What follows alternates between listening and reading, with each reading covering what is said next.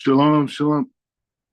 Sorry, I think my timing is off because of like this time change. What? So we normally do it at what would be 15 o'clock for me. I believe it'd be what 1300. Is it because it's 15 now? Is it? Let's see. For me, it's See, 15. It's 15:22, 15. 32. Sorry. Okay, 15. Okay. See, it's 6:32 a.m. in the morning here. So this is around the normal time we do it, right? Yeah, yeah. Well, six o'clock, but we've had to push time back a little bit. Yeah. Uh, so, Okay. so I it's just want not to make sure. eight I just want. today. No, this is fine. This is a good time for me. I just want to make sure we're Okay. on the same page. Okay. It's just me and you Okay. today. No, my wife, I think she's getting ready to log Okay. on. Cool. All right. No problem. So we'll just wait a second. Hold on. Just let me get. I'm just getting ready. So how's everything been? Everything's been good. Everything's been told. Mm, How mm, about mm, mm. you? Uh, looking for this particular.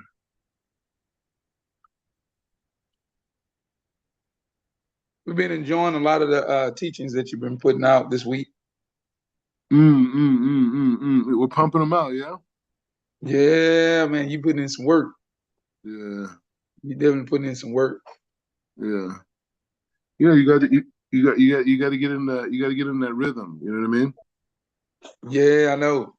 It's that's one of the things that I'm doing now is really, we decided to go it on and start up a channel. Oh wow. Uh, yeah, but I just been getting, because I do a lot of teaching, but it's always, live as far as in, well, it's not recorded, and Mm, and so getting into that zone there where I'm going to be recording more. wow. That's something I got to get back into. We used to do it quite a bit a couple years ago, but I kind of got away from it. Where I was just doing more intimate Bible studies where we just live. And so now, I have to go back, because now we got to learn a little bit more about editing and so forth. But we just gonna Yes, get on, yes. the ball. No, go ahead. I'm just looking for this particular page. You go ahead. Yeah. No, but I'll tell you what, we really enjoyed. I was listening to the third part of the Shokum Aru. You're Oh going wow. over with the brothers. So Modesty. yes, yes, we've been. So Mm. I think you put up the last one as the third one. We were able to listen to that one. We've heard all three, but um, we caught the third one yesterday, last night actually, and it's really, I mean, it's really telling. This is um, very, very, very profound because one thing. I have a brother right now, that's in a situation that because we meet Hebrews we meet Hebrews a little bit more often now, Israelites now, Yeah. just on our everyday, because we live in the country, and Yeah. so um, this particular family, when we met them, they they weren't married yet, okay, and it's something that we've always touched and told them to say, hey, listen, you guys, y'all need to go and get married. Need to get married. And and now they have a newborn. And it's just one of those things that's like, hey, come on, like what are you waiting for? We got to make this right. And your class kind of touched on that situation, Mm. similar situation that you were having with the brother uh, that keeps like calling you about the tour, calling you and wants to, talk and so forth. And you don't, it is interesting because in a way, in a way, uh, it is like almost like it feels like they're validating their position when they're Mm. communicating with you. It's something to think about. The thing is, you probably heard in those classes. It's just like there's a lot of forces, there's a lot of entities around us. You know what I mean? Right. And being aware of that, and being aware of like how those things could influence us in different ways, we will have very precaution. So the thing is, and kind of get into it. So the thing is, we want to, we're in this process now in the Torah where we're learning about these like really supernatural type men, right? Like Yes. we're learning about we learned about this guy, this humongous person, Abraham, and him and his wife Sarah, and you have Hagar there, and she's able to somehow have this communication to angels and with the creator, right? And you have Ishmael, and then now you have Isaac came, and now Isaac, has these two sons. We're reading about it, but it's like, how do we understand the level of these people, right? How do we understand the level? How do we understand who they are, right? Because we have like comic books, we got like movies, we got all types of stuff now, but how do we understand it? So I want to bring this Gemara in Masechet Brachot that it kind of it builds this conversation, right? So it says like this. It says so. It's a discussion, right? But the discussion, we should be thinking in a frame of discussion as well, too, right? So it says Ve'amar Rebbe Klezbo, right? Right. So Rabbi Klesbo says, Rabbi. Okay, so it says Ve'amar Rebbe Klesbo Amar Rav Huna. So Rav Klesbo says in the name of Rav Huna. So Rav Klesbo is speaking in his teacher's name, something he heard from his teacher. Kol Adam Shish Bo Yira Hashemayim. And so it says, so he's basically quoting a verse from Ecclesiastics, right? And it ends by saying Sof Daver Hakola Nishma et Halohim Yira. So the voice of Ecclesiastic, the famous verse says what? It says, "Fear God and keep His commandments, for this is all of man." In the Gemara explains that the end of matters, right? It is referred to one who keeps the commandments, right? So the Gemara asks a question, right? So we read the verse, you read it 1,000 times, right? I'm sure you have. You read it 1,000 times. So it says, so the Gemara asks a question. It says, "My kize kol ha'adam." So it says, ask a question. It says, what does this mean when the verse says, "For this is all of man," right? Like it says it in the verse. It says a person who fears God and keeps a commandment, for this is all of man. What is that? Like we can't just like zoom past it, right? And so they had this discussion 2,000 years ago, right? 2,000 years ago. And the thing is, there's a tradition, that we have like in terms of learning. It's like, yeah, I could think of 1,000 concepts, right? I can. I mean, like anybody can. Anybody go open the verse and say, "Oh, well, this is what I think about what this says, and this is what I feel when I read this," right? They could do that. But true teaching is teaching a tradition, right? It's actually knowing a tradition and passing on the information. I don't want any of my own ideas. I don't want any of my own ideas. I want to connect to the sages because now what does it mean? I don't want my own ideas. What it means is that I may see insights in certain things, right? Like for example, like I was thinking the other day, in the book of Isaiah says that the Jewish people should be a light to the nations, right? Or Israel's a light to the nations, right? But it's like you could read it as saying it's that the Jews or the Israelites should be, that the Jews should be a light to the nation, meaning we should do good things, right? You could read it that way, or you could read it as no, the way God designed the world, that Israel is that the world needs Israel's light. It's something that it's affirming a structure versus giving like a concept. So that's the key thing, and that's what I spend so much of my time doing is learning the tradition, right? And I just gave a class on that. So point. Okay. So anyways, so it says this idea of being able to understand this verse and this idea of keeping it. So the ask the point. So Rav Eliezer says, what does Rav Eliezer says? It says, Amar Rav Eliezer, Amar HaKadosh Baruch Hu, Kol Ha'olam Kulo, Lo nevira ele beshvil ze. And so he says, is Rav Eliezer says, so this is Rav Eliezer's response to, for this is all of man. Rav Eliezer says, the Holy One, blessed be he, said about him, this entire world was created only for this purpose, right?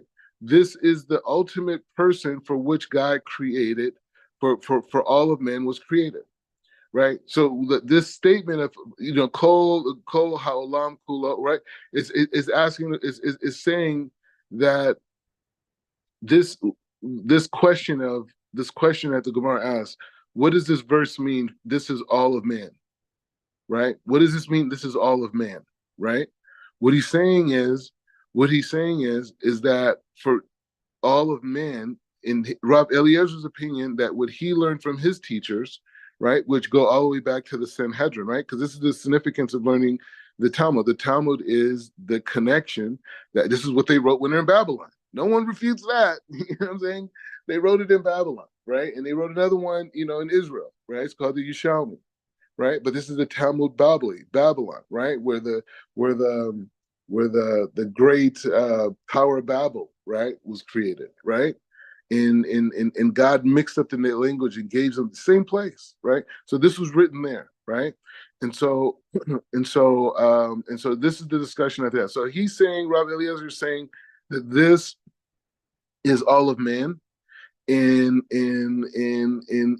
this world was only created for this aspect of the human being, right? So this is Rabbi Eliezer's opinion. So there's another opinion. So it's Rabbi Abba Bar Kahana Amar. So Rab Abba Bar Kahana says, he says Shekul ze keneged kol haolam kulo, and he says, and he says the end of this verse teaches that this is equivalent to the entire world. It is all of men. So basically, what Rav Abba Bar Kama says, no, it's not like just that the person is the only reason why God created creation. It's the only reason, and once He comes, nothing else exists. Right? That's that's anyways, so he's saying it's not that. That's Rob Eliezer's position. Rob Eliezer says this is all of man. Basically says once that man arises, there's no reason for creation because everything was completed. This is the whole point of creation: is for a man to fear God and keep the Torah. And so Rav Kahana says, no, it's not that he's all of men or all of creation, or this is the only reason. He says, no, it's equivalent. So man is on one side, the man who fears God and keeps the Torah is on one side, and all of creation is on the other side. So they're equal. They're equal in essence. That man and all of creation. This is how significant, right? And it continues on, and it says, Rav Shima ben Azai Amar ve'amrim la Rebbe Shimon ben Zoma Amar. So it says, Kol ha'olam kulo lo nivra ela lesovot leze. So he says that Rab Shimon ben Azai said, and some say, Rav Shimon ben Zoma say, not only is he equivalent to the entire creation, but the entire world was created to serve as a companion for him, so that he would be able to, so he would have a society in which to live, in which to interact. So anyway, so the point is saying that their conclusion of this verse that says in the beginning, it says that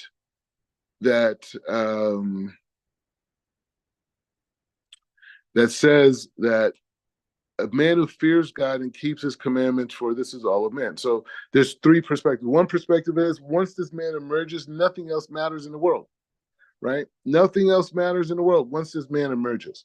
Then you have another opinion that says, no, it's not that nothing else matters. Everything does matter, but it's in proportion. This man is equal to all of creation. And then there's another opinion that says it's not that he stands on the other side. He says, but rather God created a situation where a society would exist. So he's kind of in a way agreeing with everybody. He's agreeing that the whole world was created for this person. He's also agreeing that this person is equal to creation. But he's also saying another point. But it's like, no, but God created a society that he would have to live and interact and like basically live up to these precepts, right?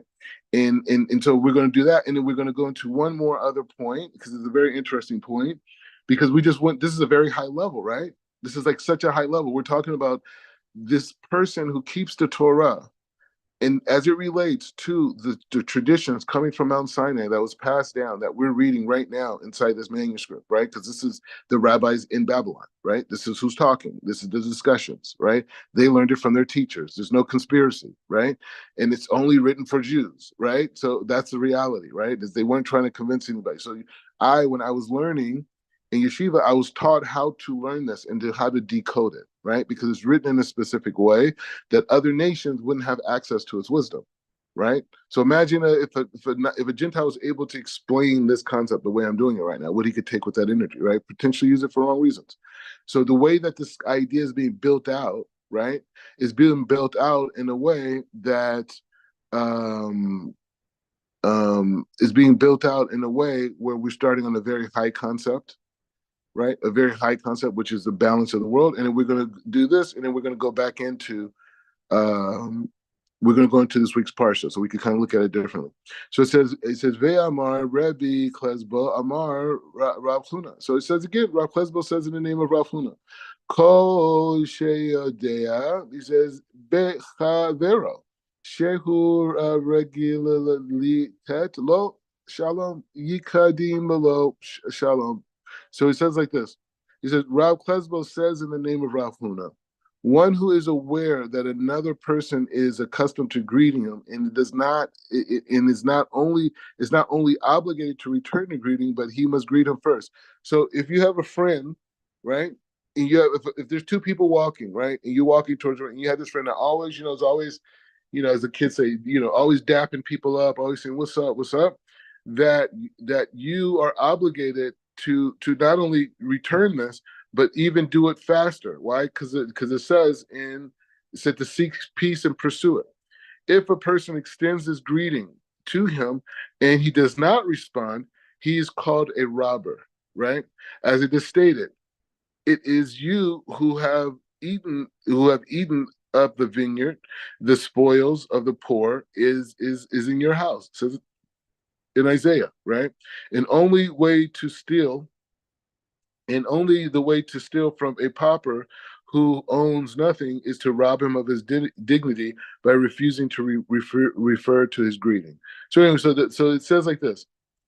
Why it's bringing this example? If another person extends his for a greeting, and you do not greet them back, this he said he and did not respond, he is called a robber. Why? Because it's stated in the book of Isaiah, it is you who have eaten up the vineyard, the spoils of the poor is in your house. And he says the only way that a person can steal from a pauper, a person who doesn't own anything, is to rob him of his dignity, which is greeting. So anyway, so the point of this thing, this is the last two sections of this particular chapter. Or not even chapter, this particular page, a daf, right? And so what was happening is that we're understanding the greatness of the human being and the power of the person to keep the Torah, but we're also understanding the simplicity of living everyday life, right? And to the point of just greeting someone, right? And so this is a combination. Hold on. This is a combination of what we're understanding, like even in the Torah, right? Because we hear about um, these supernatural people, right? And these supernatural people, have this life, right? They have this life, they're dealing with all types of different dynamics or whatnot. And so when we understand that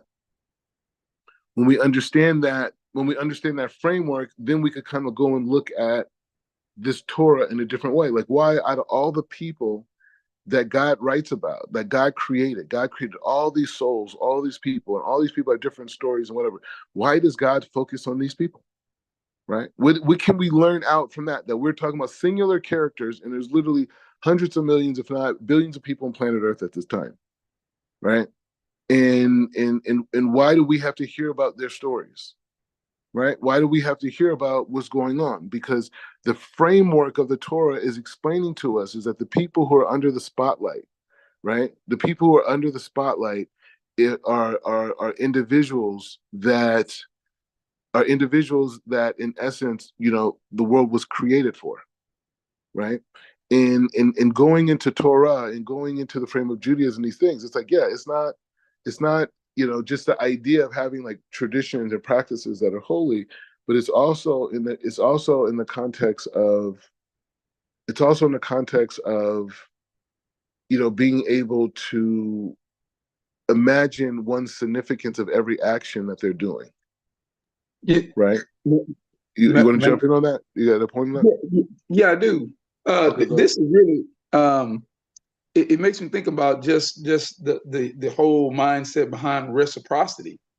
You know, because even going back when we talk about how there has to be a balance. Everything has to be balanced, and so when we deal with the aspect of creation, and we deal with the aspect of the person or the man itself, it's almost as if they are actually created for each other, and without one another, they don't give the proper response. They can't properly respond to each other. So even when it comes down to personal relationships, of if one greets you and he's known to be one that is always very polite, very greeting and so forth, for the outside world or the world outside of him, um, not to respond back in that same manner, or to even give a response would almost be insulting. It's as if that person is giving, giving, giving, but they're never receiving. They're never receiving that same response. Mm. So this is powerful because it makes us, sometimes, I'm gonna be, when we think about this, I remember like whenever we do go into um, like Jewish communities, like we go to one in the Dallas area, um, and we're treated extremely well there. It's very, very, very, just we're not looked at it in the difference. We do get a lot of stares, um, but one of the things that I noticed was, like, I'm just going by, hey, shalom aleichem, and sometimes there's no response. There's absolutely no response. And my son, we discussed this, and one of my sons, we were talking about it, and he told me, he said, it's probably because, um, you know, this is their community. This is their community. So they are used to being around each other and just living, going about their every day. And for us, we don't see Jews every day. And so it's an un it's more of a we're more excited about being around our people, rather than the mindset that we're around them all the time, right? And Yeah. so because of that, our response is a little bit different. Um, and so there is a now. What's interesting is that we went to we went to a restaurant, a kosher restaurant, earlier this week, and what actually, yeah, and what ends up happening is there's a brother that actually works there, and he responds a lot differently. He's always with a smile. Shalom aleichem, brother, and and I found out that he's actually not from that community. He's actually from Jerusalem. He actually comes and he works here in the United States Mm. uh, for a year, and then he goes back to Jerusalem uh, for another year. But his family, everyone, so he was born and raised in Jerusalem. So his response is a lot differently from those that were born and raised in the Dallas area. And so I think that that's significant too. So this is good. Yeah. It's the thing is you gotta think about like the idea of like, the spiritual benefits of being, labeled or whatever, black or African American. Like it's like these unique people. Like there's no one on planet Earth like us, right? And if you look at it from a Torah perspective, you're like, why is that the case? Like, what is God saying by creating these group of people that came to this country under this whole crazy thing, and this country becomes a superpower, right? Like everywhere the Jews went became superpower. It was like in Egypt they were a superpower, and in Babylon became a superpower. Greece, Rome, all these places that became superpowers. America, right? So it's just interesting. So you see this whole thing, you see these people there, and you see this whole like identity dynamic, right? So everyone knows their identity in the whole world, right? Everybody knows. Everyone's like, this is my identity, it's my identity. But the African American is the only person that can say, well, what's my identity? Right? Like, what's my identity? Right? And then do you think about it? What is the Torah behind that? Like, why did God create that type of situation where these group, okay, give them an identity. What's the big deal? Fine. Okay, we're from Timbuktu, we're from Nigeria, we're from Senegal, whatever, Ghana. Okay, we're here. Why is it we're going to leave? We're going to leave and go, maybe, who knows? But the point is saying, like, what's the concept behind it? And what can we learn from that? What can we learn? If this was a Torah and this was written, and this is a story, and say this story happened, 6,000 years ago, about these group of people that, were took as slaves, allegedly, and the thing is, it's interesting about the slave thing. It's like the Talmud says that a Gentile cannot own an Israelite. Like, you know what I'm saying? Like a Gentile cannot own the Israelite. So meaning that like a Gentile can take me and subjugate me through force, but I'm not his slave. You know what I'm saying? Like it's impossible for a non-Jew, to enslave a non-Jew to enslave a Jew, right? The reverse does exist, but the point is just saying that, so you think about it, right? And you think about it from that perspective, and you think about like, wow, like so if this was a Torah, how would I analyze this? Yeah, How go ahead. that's well, I tend to look at it from this standpoint.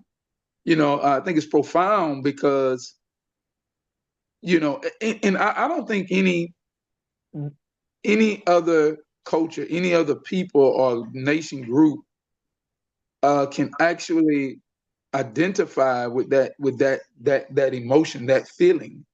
Um, Whereas it's almost as if we intentionally have to struggle with our identity for the purpose that we can't find anywhere on earth that we are attached to, from where we're at.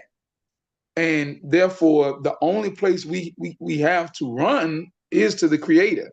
And when we think about that, that means that our connection to the Creator is more unique than any other people group on the earth. And so, because um, if you grew up always trying to uh, get your identity or your characteristics, or how am I supposed to act? How am I supposed to, like what if you're getting that from the environment that you're around, any environment that you're around, and you take those traits on, you never feel genuine. You never feel authentic. And so from that standpoint, when we and I can say this for most African Americans that actually coming to what we refer to as like coming into the truth, um, is that the truth resonates deeply within us, very deeply within us, because it doesn't just say, hey, you have an identity now, but rather it connects to all of the questions, and it answers questions that our soul has. And it's like there's no more gray areas, and we move from that standpoint. And so that it's this is deep. This is very, very, very uh powerful. Yeah, no, definitely appreciate that. It was very deep what you're saying. I was just reflecting on it. But yeah, so that idea, right? And so the thing is saying that the Torah and what the sages have asked, in terms of creating a structure, is something that, really, I just was, talking to, just giving, I had a one-on-one class, like just right before I got on with you. And, I was talking to, you know, the brother I was learning with, and we were talking about, the details of going to the bathroom, right? And what is the holy way of going into the bathroom, right? And how do you invoke modesty, and what are some of the halacha around, not going to the bathroom immediately, and protecting yourself and these types of things. But the point is saying that when it comes to a person and like who they are, people are changing every second. Every small change, every new thought, every different pattern is a change, right? So the issue is not we have the ability. We're changing all the time. All the time we're changing. All throughout the day. We may change maybe 3 or 4 billion times in a day, right? And we don't see it that way because we're just functioning and moves move. But that person that we were prior to that experience is never going to exist again, right? So we're always changing all the time, over and over again. Now the thing is that we don't see it that way. The ego does not allow us to perceive that. The ego wants to have control. The ego wants things to become familiar, right? And in that in that um and that dominates our reality, right? Now the thing is, when you insert the halacha, meaning every detail of my life is now has a meaning. Everything has a manifestation. Everything is something that is an umbilical cord to the creator, all the way to the way that I tie my shoes, right? The way I put on my clothes. I think if you're watching the thing on modesty, right? The way I put on my clothes, right? The way I talk to people, the thoughts that come out, every detail of my existence has to serve God, because everything that I'm doing is on borrowed time, right? Everything that I'm doing is on borrowed time. So I have this body, I have this mind, I have all these different things, faculties that I can use to serve God, or the opposite. So the opportunity that the African American has, because there is a lack of definition, right? There's a lack of self-definition. So how do I define myself? Because they told me I was black, I was Negro, I'm African American, right? So how do I define myself? You define yourself on your action. And that's one of the things I learned when I came to yeshiva, because fashion was like a big thing for me. I was from LA, I mean, I walked red carpets, and in all these different types of dynamics, right?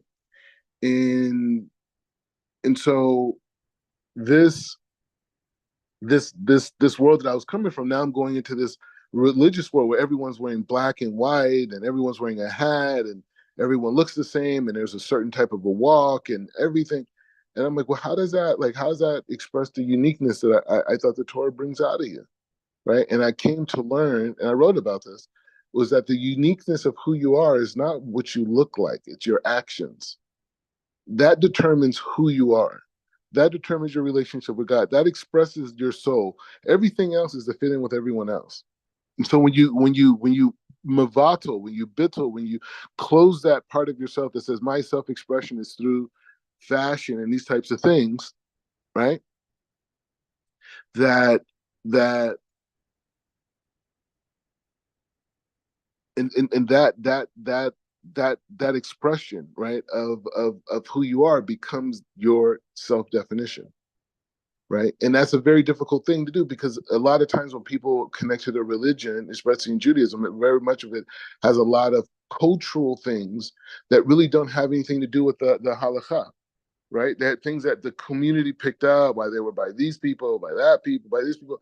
And so sometimes it makes it hard, even to this point here in Israel, it's hard for, the collective religious communities to fully come together, right? Because they all have their minhagim and their ways of doing things, which is okay. It's nothing against it. It's just saying that the pureness of connecting to the halacha, and the pureness of connecting to the light force of the creator through that process of connection.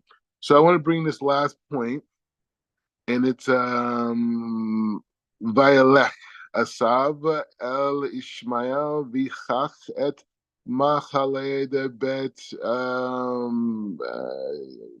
Ishmael ben Abraham. So and Esau went to Ishmael and took a wife in addition to the wives he had, Matala, the daughter of Ishmael, and the son and the sister of whatever.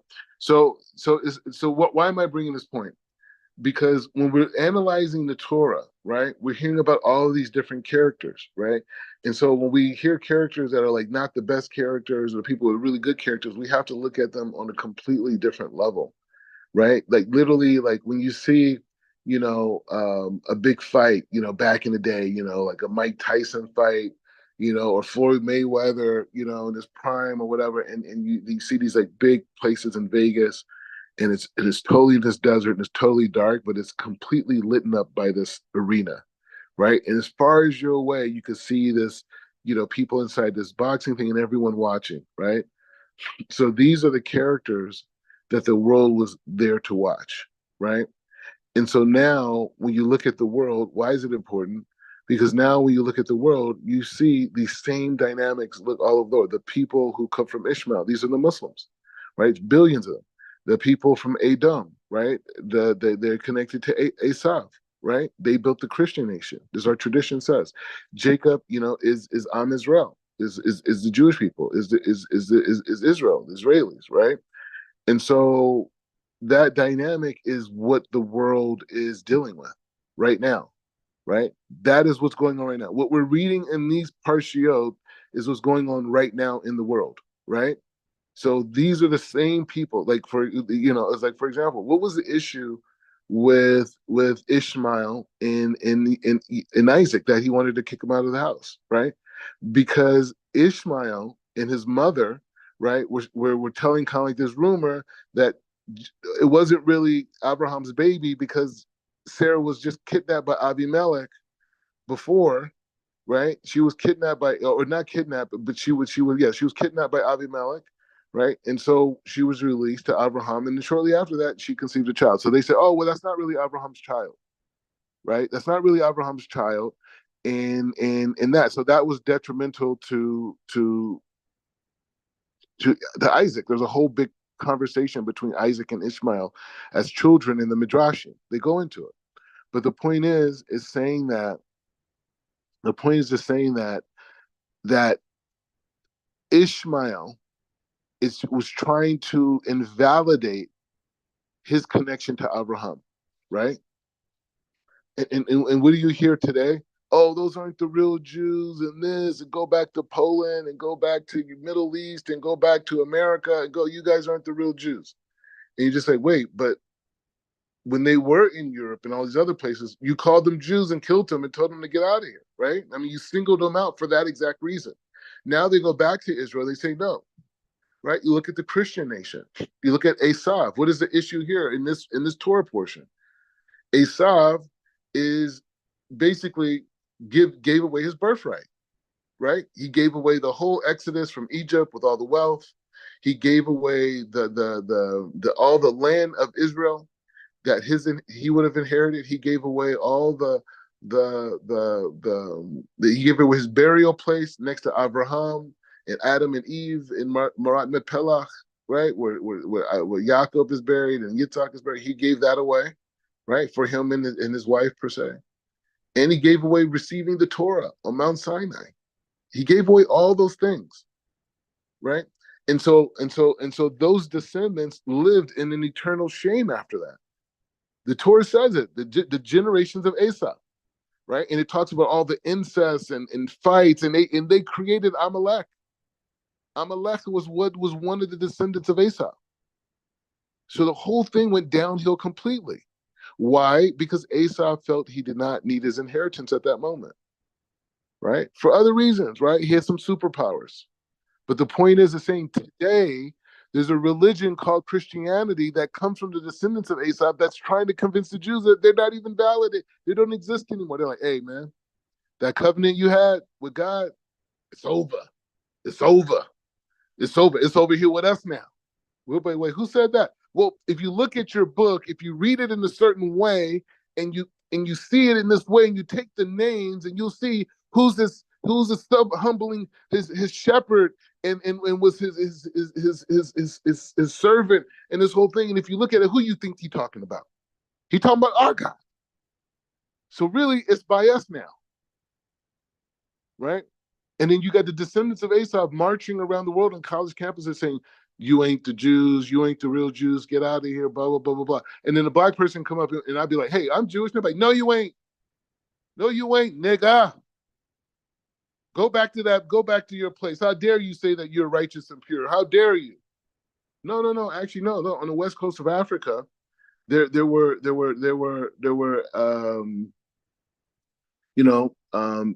Israelites that went into Africa after the temple was destroyed, right? And they migrated. No, no, that's not true. So the point is saying that we're looking at the world as it's designed, right? We're not just reading stories, right? We're not just reading good stories about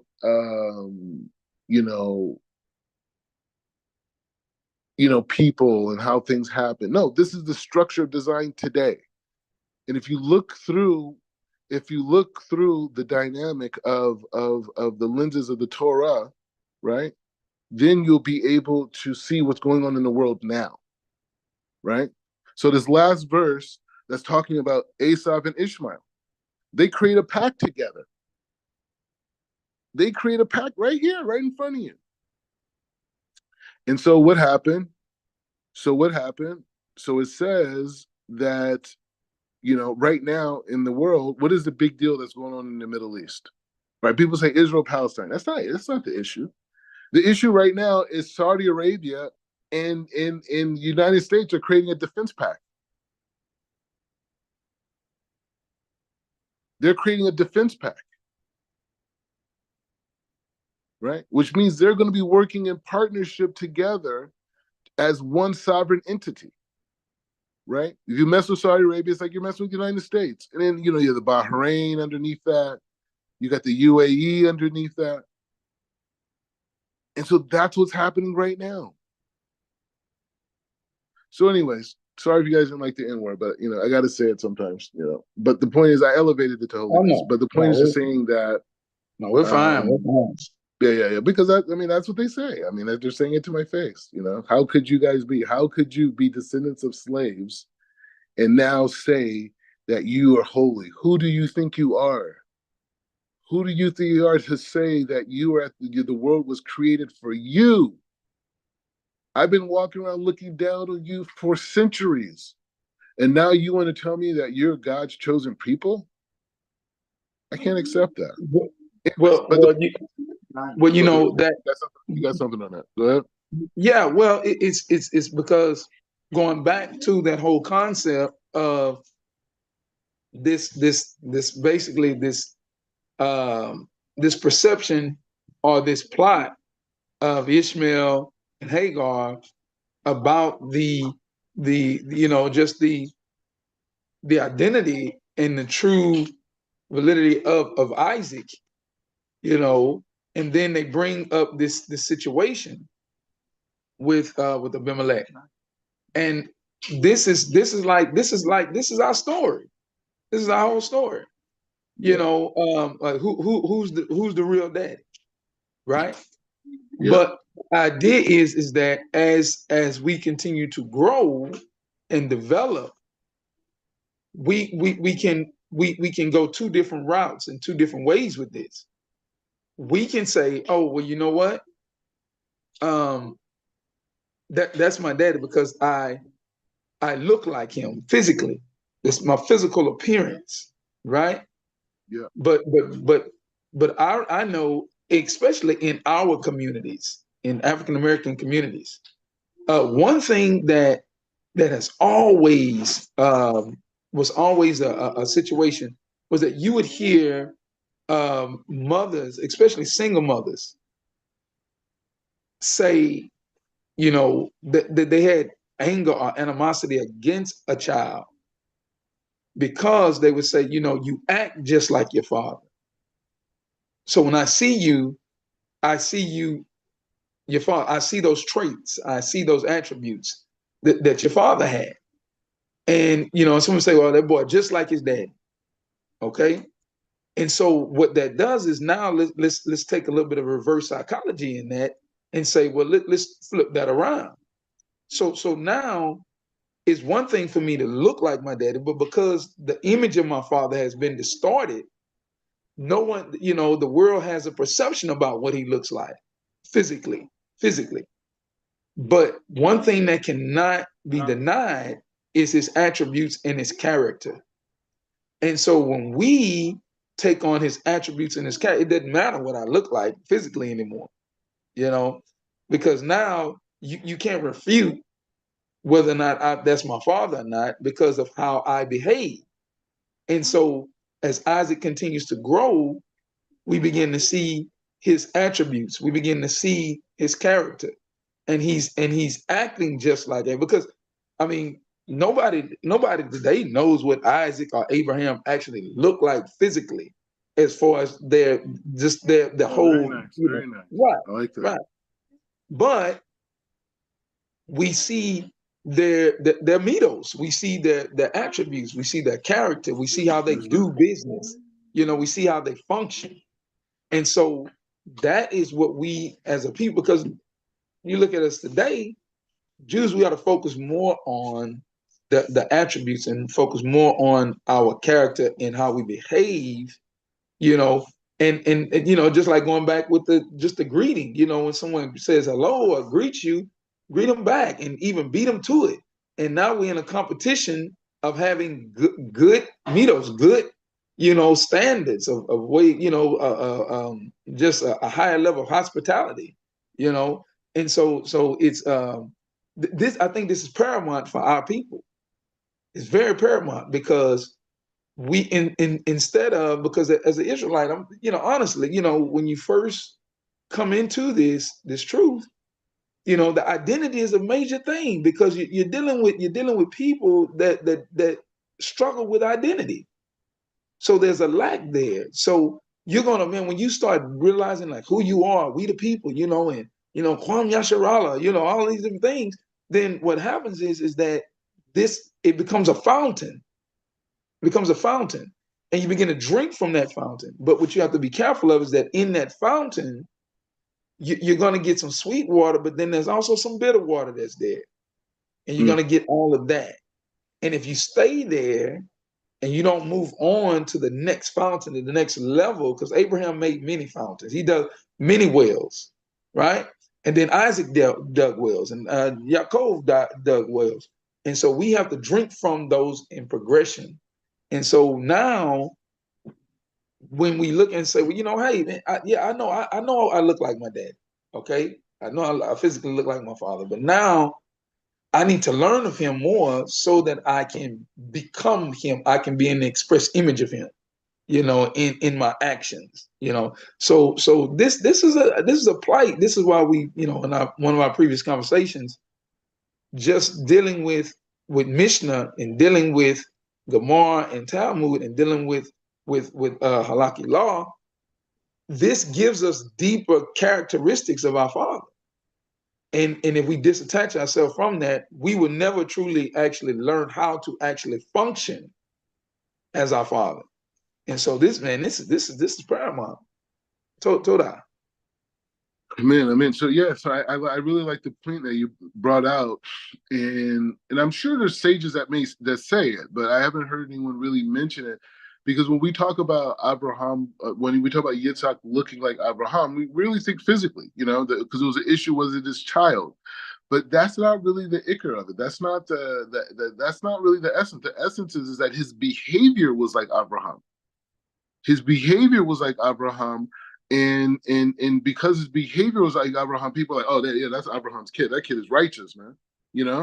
And that was the affinity that he had with Abraham, and why the midrashim point out. And they actually bring. I gave a class earlier in the week on this parsha, but it's two words in that pasuk that allude to that had the same gematria, and then also has the same gematria of the term looking alike.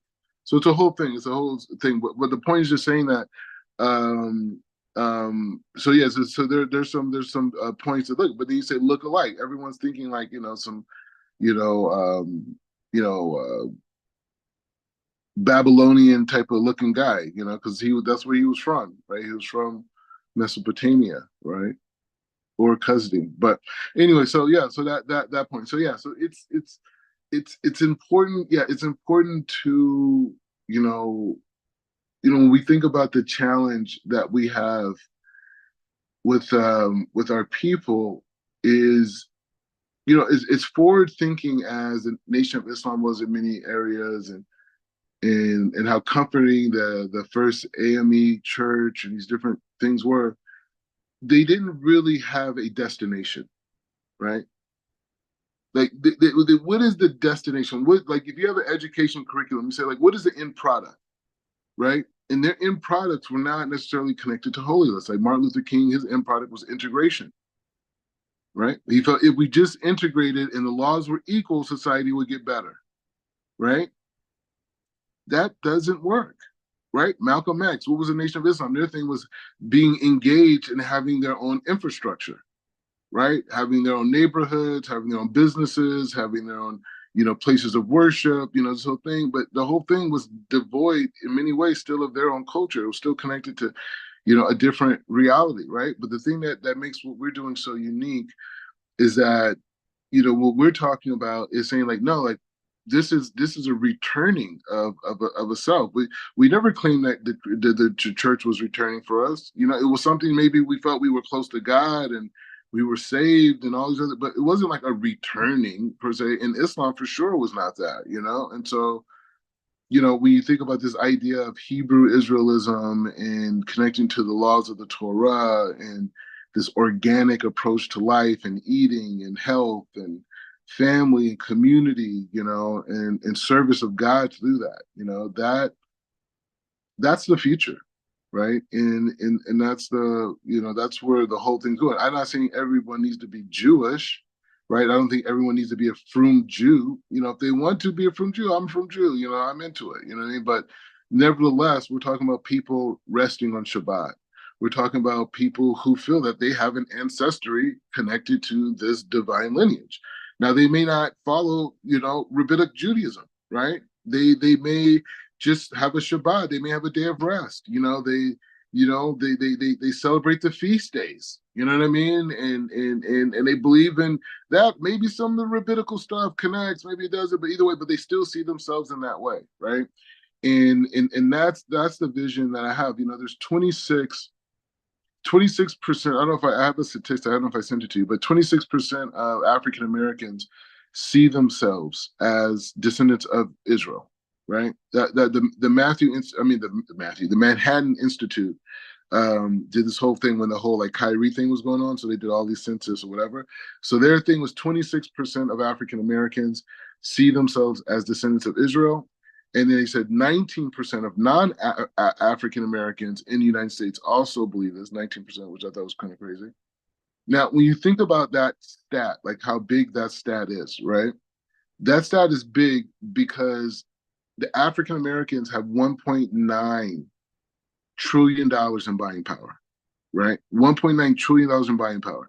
So that means 26% of that will be almost a $500 billion annually. $500 billion, right? So when you look at the African American community as it relates to Hebrew Israelism, and you think about the concept of a marketplace, you're talking about a marketplace that has a $500 million of income, right? Of buying power every single year, right? And so we haven't been able to ever really create this kind of like unity outside of safety and security, right? Like the safety, security. So like meaning that like Black people vote Democrat because Democrats gave them rights to vote and this, and so they have this idea that they're protected. So we will do things collectively in the frame of self-preservation, right? We've seen that. Now the issue is being able to connect to another aspect of the human experience, which is not survival, right? It's for something greater, for a greater connection, for a greater pleasure, right? Which isn't survival, right? It's a different thing. And so I think the narrative of the African American, right? The narrative of the people and being able to and being able to connect that narrative to, as a unifying, as an organizing mechanism, right? That you could organize a great percentage of that 26,000 people, and you could service them every year. You could service them with books and content and things for the home and classes and courses and accredited programs and research and all these different things in connection. So that's what I'm building out, right? I see it as a half $1 trillion marketplace, and if you want to say it's $1 trillion marketplace, right? And in this $1 trillion marketplace, it's just creating an experience that African Americans can walk into, that they can walk into it and be edified on every single level, right? And so part of that is the connection between the Ebos. That's why I'm making that the main point of the discussion, because once the Ebo understanding comes in, because if you want to say this is our original thing, okay, that's cool. Don't listen to me. Talk to them. Talk to them. Don't talk to me. I'm not telling you nothing. I'm just drunk. I just threw the party. I'm the kosher Diddy. You know what I'm saying? I just threw the party, and they came through. Go and talk to them. Let's figure it out. So that's where I'm at. And once black people are like, oh wow, we got those are our relatives, and they doing it like this, and they struggling, and they figured out, oh okay, cool. Now I can accept it. So now you accept that these are where you come from, and this is what they're doing, and there are other people converted to Christianity too. They're gone, right? So now you got this group over here that still holds by that, right? So now we're connected. So now we can learn by them. They don't got the resources we got, but they got family, they have community, they have different traditions on how to deal with all these aspects of life, all the way from a woman's menstrual cycle to making Shabbat challah, right? To ideas on manhood for children and men evolving into boys evolving into men. All these traditions that they've been passing down for over 1,000 years, right? Thousands of years, right? Because many of the traditions in the Igbo people, it goes all the way back to Abraham to Melchizedek. It comes from that, the original spiritual men from Shem, right? So that's where we're coming from on that. Everything else is later on, right? So we're just saying that. So that's the main point of the connection. And I'm looking for a partner, an investor. Not, I mean, obviously it's not about you or anybody like that. I'm just saying looking for an investor because I'm going over there. You can say they already hyped. You know what I'm saying? Like the Igbo, they're like, hey, we rolling with Rabbi Mordecai. We're good. He's our guy. So I'm going over there and I want to shoot a little documentary just on me as a black man going back there as a Jew, going to connect with the elders and hearing them tell me about who I am in my lineage, get the whole thing on video. Boom, I'm dropping it out. You know what I'm saying?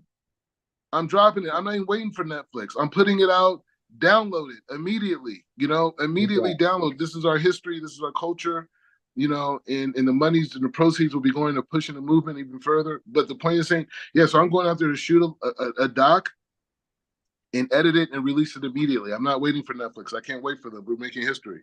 So that's yeah. So that's you gonna jump in on that? Yeah. And please just provide the means to be able to support that effort and support that journey. Yeah. It's when you talk about explorers in the first century, you say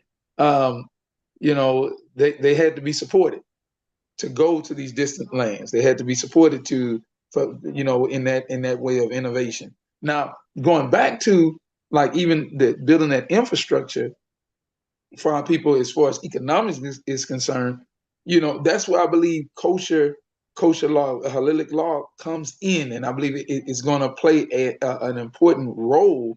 When you understand the difference between just saying, hey, something's kosher, like with meat, as far as an example, something is kosher, and then you say, okay, you know what, this is glot kosher. When you understand the difference between that aspect, and then you understand, what does parve mean? What does, and if our people really grasp that, some people will say, well, this is too strenuous. This is we're doing too much, right? Or there's too much stuff to be dealing with on a day-to-day basis. But Exactly. in this life, we don't take that same position. in many areas of our lives. You know, I used to play football, right? And in Mm. playing football, you know, you had a playbook, Yep. and and a lot of times that playbook would change week to week depending on who you were playing because you had to strategize differently. And so we would spend hours and hours and hours just studying and learning how to function to defeat that team in order to win. And so when we talk about our people learning our playbook and learning having that dynamic, that eventually will change our economic situation because we drive if we don't slaughter our own meat, right, we drive 2.5 hours to buy kosher. Mm. Now when you consider that, right, if our people learn the trades that involve kosher and involve set apartness, and we create that environment, we don't have to say, hey, invest in black owned businesses. You don't even have to say it. You don't even have to do it. It's going to come naturally. And not only will you be able to service your community, and because we believe the same, we have the same standard, but you're going to also be a hub and a place that will be able to benefit from the economics from a global perspective of Jews all over the world. Because we went, if I call in the area that we live in, you have to drive 2.5 hours to go to a kosher restaurant. So we don't Wow. eat it in the restaurants locally. So we don't eat it. So we have to drive 2.5 hours just to go to a kosher restaurant.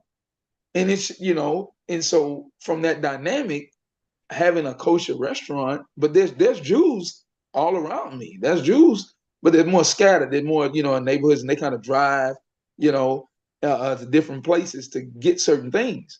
But from that dynamic, our people will become more economically sound simply because of our practice. You look at the hair Mm. industry.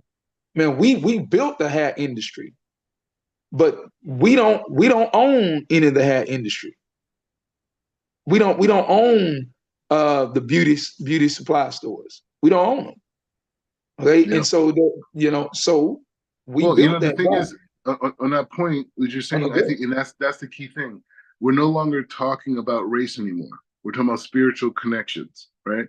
So they may buy from another kosher person, but the point is saying they may trust what you're doing because you have the same traditions as they do, right? And that's the key thing. And all the things that we refer to as stringencies are not really stringencies; they're connections for the soul, right? They're connections for our soul to be able to have more light. So this grade of kosher allows me is a higher ruknias for me. Now, someone else who doesn't think about ruknias and kedusha, it's like I don't care as long as I'm not violating the Torah. It's enough for me. Whatever the hexure is, all right. I don't care.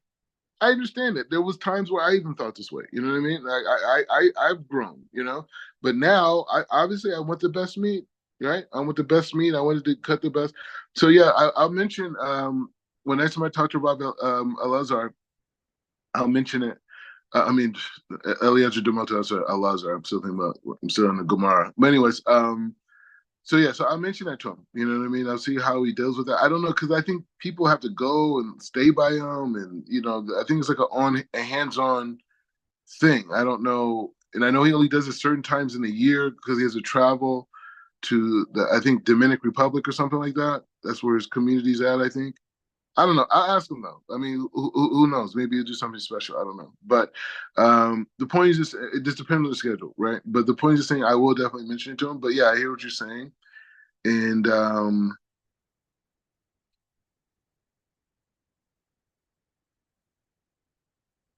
yeah, we'll just keep building. You know what I mean? Like we'll just keep building because these ideas are building what we call hashkafa outlook, right?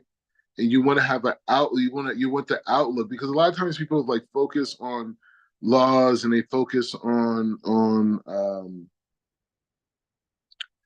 you know on traditions, but they don't have the outlook of understanding what they're doing, how great it is, and how big it is. and how much of an impact it is. And for us, that shift mentally, right, is the most important thing. Because we've already had the five books of Moses. We already had it. You can go online, you can go on Safari, you can see this thing, whatever. But what is the mind of the Israelite? What is the mind of the Jew? Right? And how do I get that mind for myself and get out of the slave mind? Right? And so I'm working on that every day, right? It's an everyday work. Because it's constantly being reinforced in us all the time, images, ideas. So, anyways, with that being said, it's just we'll continue on unless you have any more questions or anything. We could end it here. Yeah, you're good. You're good.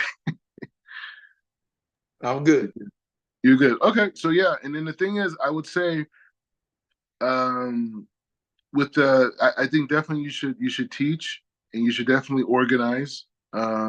It's important just to start that now at your level because the people you connect to your students, that's who God wanted you to connect with, right? So I think it is very good to do that, and I think the more of a community you create, the easier it will be to figure out this thing with the shechting for the animals and you having meat and being able to provide kosher meat for this community that you create, right? So then getting rabbis involved and say, hey, there's 50, 60 people, maybe more, maybe less, that are connected to each other, right? And they need kosher meat. And so you could grow the meat and this and different, whatever, you guys have a farm? Yes. Okay, so you got a farm. So you're already there. Okay. So yeah, so let's figure that out. But yeah, the that part, and then I could work in conjunction with you with the community, right? So you could give classes, and then sometimes I could give a class. You know what I mean? To balance it off. You know what I mean? Type of a thing. Just so there's like it's a total connection that we could develop together. You know what I'm saying? And so that would be very important, right? And we're open to everybody. Anybody who wants to come, connect, whatever. But it could start small, and we could start like with the weekly Torah portion part or whatever. We could design something. I don't know. We could do something together, but more people is good, right? And more people is good and connecting that way. Anyways, so it's in the class here again. I apologize if I was a little bit late for this, but we'll schedule it normally at 15 o'clock for me.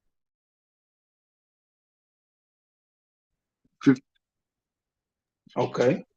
Yeah, 15 o'clock for me. That's what we'll do, and then that was it's basically an hour and 40 minutes ago, right? Type of a thing. So whatever that is on your clock, right? Hour and 40 minutes ago.